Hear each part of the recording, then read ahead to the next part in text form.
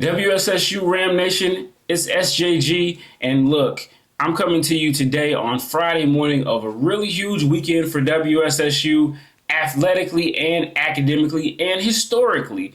So look, let's get right into it. This is SJG, 2009 graduate of Winston-Salem State University, founder of HBCU Game Day, and this is the place where we come to discuss Winston-Salem State University business with the Ramily, and if some of our CIAA cousins or HBCU hombres decide to come along for the journey, that's fine too. It's okay. Let's just get out here and be loud and proud and engage with Winston-Salem State University. That's a big reason for this platform. It's not because I need to, I would love to hear myself talk. I got a whole platform up for that besides the HBCU Game Day. So, but this is really my way of, trying to get folks to engage with the university on a consistent basis, particularly alumni, and on a year-round basis, so you don't have to wait till homecoming or something major like that. You can always know what's going on. So yeah, let's get started, and we will start off outside of sports with the installation of Chancellor Bonita Brown. So Chancellor Brown was hired at the end of May 2024. That's when she was announced. And she started in June, I believe, of 2024. So she's been here for about over a year. And this is kind of when these installation things happens. So really important. It's a historic moment. She's the 14th chancellor of our university. She is also, of course, the first woman chancellor, permanent woman chancellor. We did have Dr.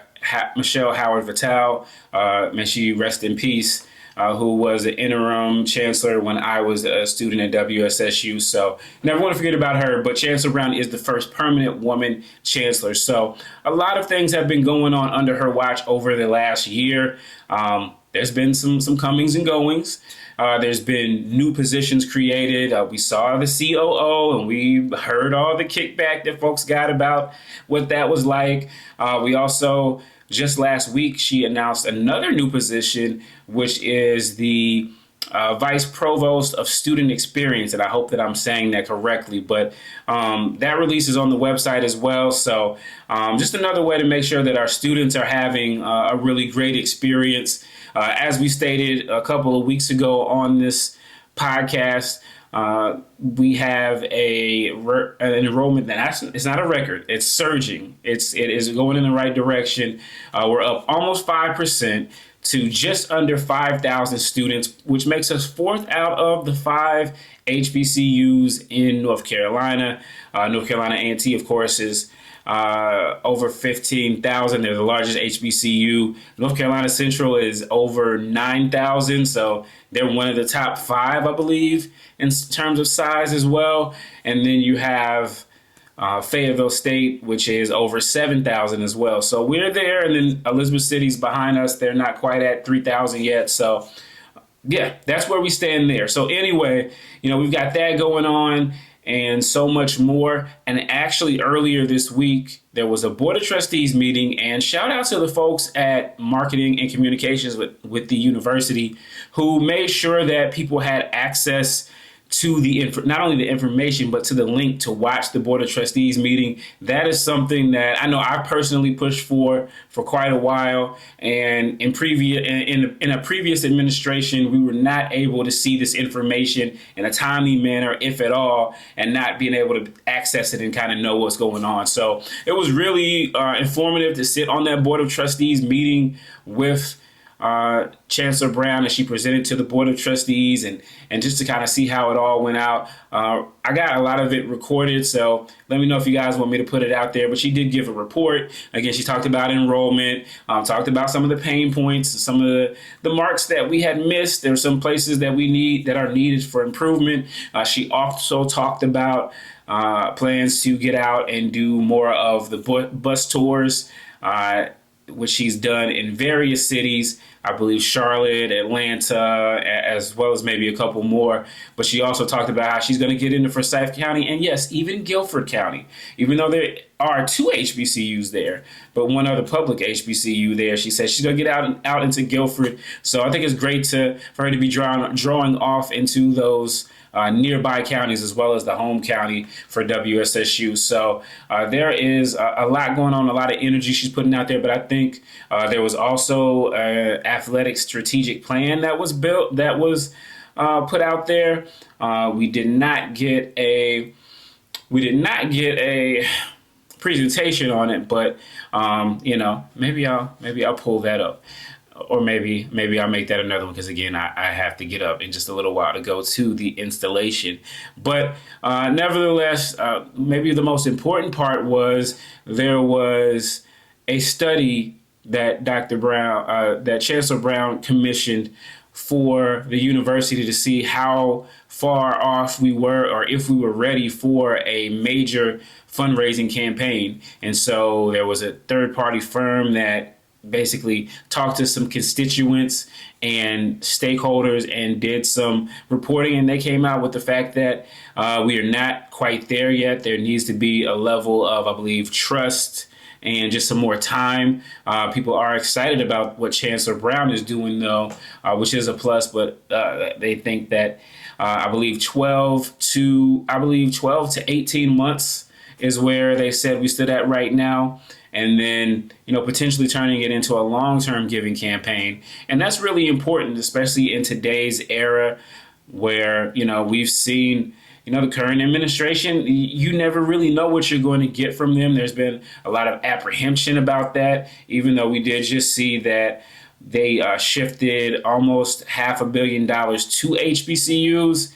You just never really know. And so having the ability to fundraise is going to be more important than ever before. And, it's tough out here. It's a tough economy in a lot of ways, but there are opportunities. Just today, Houston-Tillotson, an HBCU in Austin, Texas, announced that it had received the largest gift ever in HBCU history, largest single gift of $130 million. That's major. We've also seen, I know Tuskegee is on a campaign, and that's kind of what helped them beat us in that giving challenge. And even down the road over at Livingstone, we've seen that they have the anonymous donor there who continues to be engaged with them and help them to do some projects to renovate their infrastructure there. So, philanthropy is there. It's out there. People have money. But based off the study that we saw, it's about being able to cultivate relationships. And that takes time. You can't just roll up on people and ask them for money and have a successful campaign. So, so much to go there. So much details there. But I do want to get to the athletic part. And I will make sure that I post that video if you let me know in the comments that you want to see it. All right. So, to sports. Well, a lot of you guys are here. So we are, as I'm recording this video, we are coming off of our 3rd game of the season where we straight up smacked Lincoln, PA, 51-14. Really breakout game for WSSU, particularly the offense.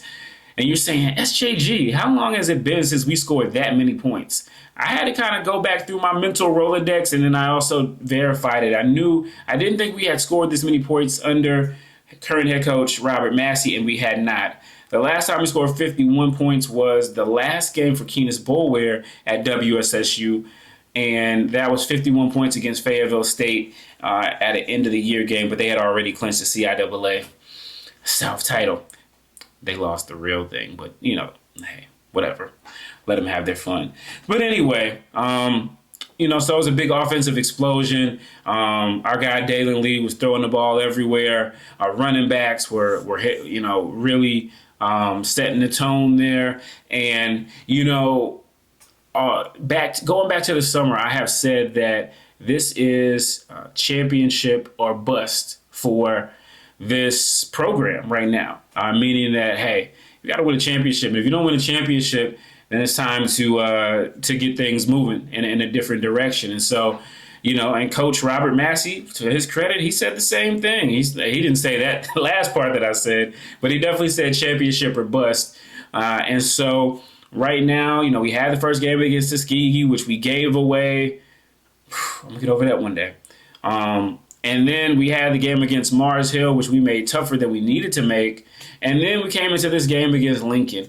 And Saturday, even though Lincoln is not a great program, they are just not.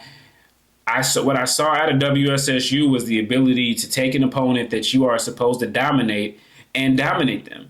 A lot of times, a lot of the frustrations for myself and a lot of other people have offensively sometimes come where if we don't get a big play, then our offense is very much ineffective.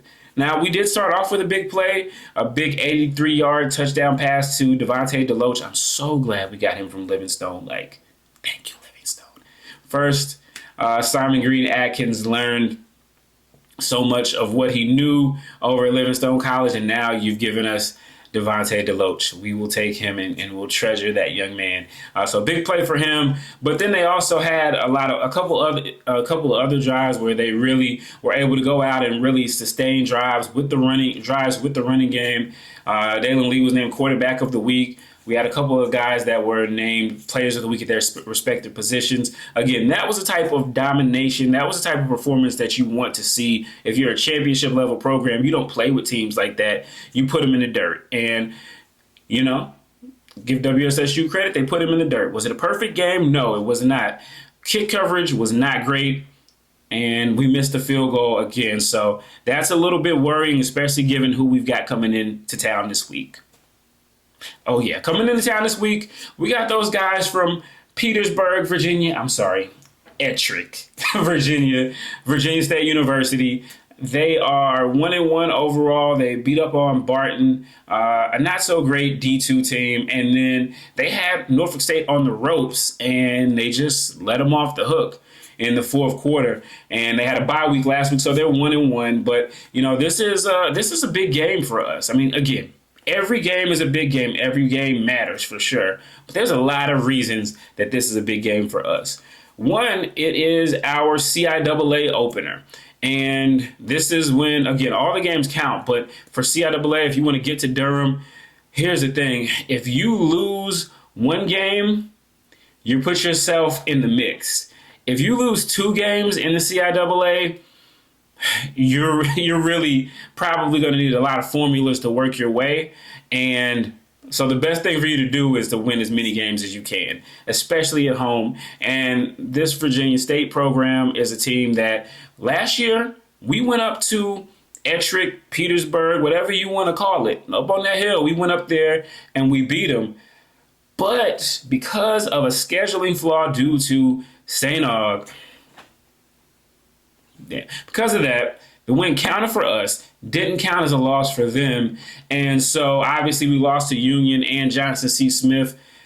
They lost to Johnson C. Smith, and then they rolled through the rest of their schedule in the CIAA unbeaten. And so they were credited with one loss, as was Virginia Union, the team that they beat. So both of the Virginia teams got in there. So unfortunately, it's an advantage for Virginia State there. So there's another reason why we have to win this game. It's a CIAA game. And this is another team that, even though we beat them last year, and they went to the championship game, and they got picked ahead of us. So this is our chance to really make a statement to say, hey, you know what? Whatever they weren't trying to give us respect on last year, they're going to have to respect it this year. All right, so that's another reason why this is a statement game. Not to mention, these folks turned out the lights on us. That is one reason why I really wish that this was a night game. Because, yeah, these folks turned out the light on us. We need to turn out the lights on them. One day we're going to have to do that. For some reason, we don't get a chance to play Virginia State a lot in general, but especially at Bowman Gray Stadium. The last time we played them was 2016. We beat them. That was also the last time we won the CIAA championship. So, it's going to be great to get them there. Hopefully they'll bring a crowd. Not a lot of CIAA teams do bring a crowd to us, but it's going to be a 1 p.m. game, which, so this was, from my understanding, this was going to be a 6 p.m. game. a night game. We love those night games in Bowman Gray, but because of other things that are going on with the Chancellor's installation, mainly the gala, however you want to say it, that'll be going on Saturday night. It was scheduled for earlier in the day. So, I mean, we get it, but man, there's nothing like a night game at Bowman Gray, especially with the lights. Did y'all see the lights? Yeah, the lights are a nice touch. Unfortunately, we won't have another night game until next year, but who knows? Maybe homecoming will be like last year and go into overtime, and maybe we'll get a chance to flicker some lights. Who knows? Anyway, so for all of those reasons, we need to make sure that we make a statement win against Virginia State, a team that people are looking at as a CIAA contender over us, even though we beat them. So let's make a statement there. They do have one of our own there. Carlos Fields is their defensive coordinator. Of course, Carlos is our guy, man. Much love to Carlos. But look, man, for those, we can be, look, after the game, Carlos is going to be our guy. But once that kickoff goes off, man, look, the Rams got to give him him and his defenders all that they can handle on that offense. And we got the weapons to do it. There is, obviously it starts with Daylin, but really it starts with his offensive line. The first couple games, he got sacked a lot, hit a lot, and it wasn't the greatest. Last year he didn't get sacked a lot. This year he got sacked quite a bit in that first game, and he and the wide receivers and the timing was just a bit off. Much better protection on Saturday against Lincoln, and he was able to really get out there and deliver the ball. And I think one thing that I really liked was the running game, which Coach Massey loves. Coach Massey wants to make sure that they establish that running game.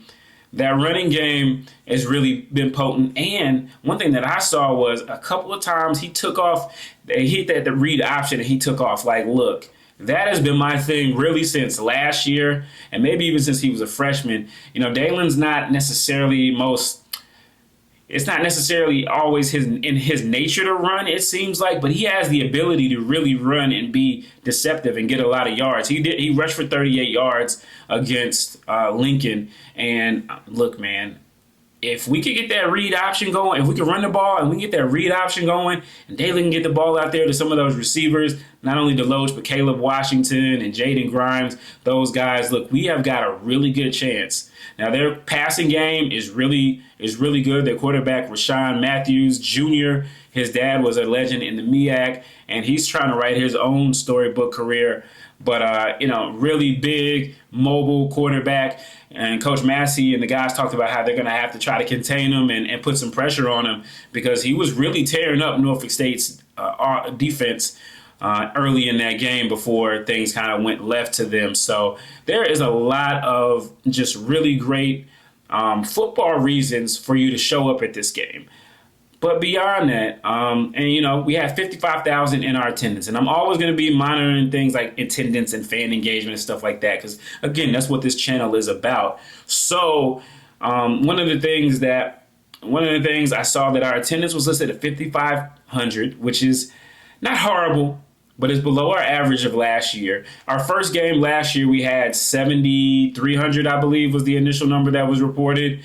And so that was against a team, a PWI team that probably nobody even knew who they really were. They also did bring some fans, but more of our fans showed up. So I was a little disappointed there. Hopefully we'll get a better crowd. We need a bigger crowd on Saturday for sure.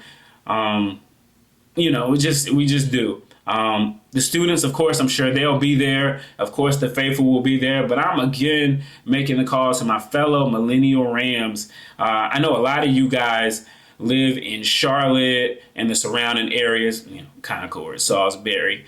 Some of you guys live in the Raleigh area or Durham area, or, within 2 hours. Look, and I know there's a lot of things that are going on in those areas, but if you don't have any plans, if you don't have kids taking up your time and things like that, look, come on, drive on over to Winston, have some fun with the Ramley. You don't have to wait for homecoming to that. We really need to make this a hostile environment. Like, we really need, Bowman Gray is great, but we really need to make it a hostile environment. And what that entails is us, being there, cheering on third down, making noise, defense, and just really making it an environment that people say, man, like you got to go to this game. So there's I think it's just really important for sure, and maybe, here's my thing. And I'm going to have to bleep this, but I think a lot of times we're just too fucking nice. Yeah.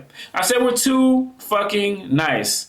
It's just that we just are. So, we got to make Bowman Gray Stadium a hostile environment. So, don't just get there and, a lot of time, what happens a lot of times is people get there, they show up and they just kind of sit on their hands, unless the offense does something big or there's an interception or something like that. Like, no, you need to come, you need to bring the energy, you need to bring, everything that you got going on in life. And we know a lot of things are going on for people. You got to bring this is really a time for you to come in and let out all your passions and frustrations at the football game. And maybe I'm a little bit trying to live through y'all because 9 times out of 10, when I go to a game, especially a WSSU game, I'm covering it as a member of the media. So, even though I'm a WSSU alumnus and I'm always going to be wanting WSSU to win, I can't just go out there and yell at the players while I'm taking pictures and stuff. It just don't really work like that. But you guys can. You paid your money to get in. You might, you look nice, but you might as well just go up and just be ferocious and turn Bowman Gray Stadium into a hostile environment. That is what we need. Again, these people turn the lights out on us. Like, they literally turned the lights out. They literally turned the lights out on us during the game, and I am not lying. Ask anybody who was there. 2017, let me get back and forth. 2017, they turned the lights out on us. They said it was an outage. The folks turned the lights out on us. And we know what happened back in 2013. Look, now, we don't want to see a repeat of that. But anyway, we need to make these folks remember when they come into Bowman Gray Stadium, ain't nothing nice. All right? So, look, guys, I will hop off of my soapbox here. Again, I got to get up. But, look, guys, thank you so much, WSSU Ram Nation. Again, this is really about engagement. Again, I get a chance to go to some of the greatest HBCU stadiums in the world and get a chance to see what their fan bases are like and how rabid they are. And I'm not saying not be us, but I'm saying we could build a little bit more of that as well. So I hope my words did you guys some justice. If you made it this far, because I did not anticipate this video being long, but I'm long-winded, right? It just is what it is. So thank you guys so much for watching. And we will see you guys in the next video. Let me know if you are going to Bowman Gray Stadium in the chat. If not, check out the stream. I'm going to give that another week before I say something about that. But check out the stream if you can. But go. All right, guys. Peace.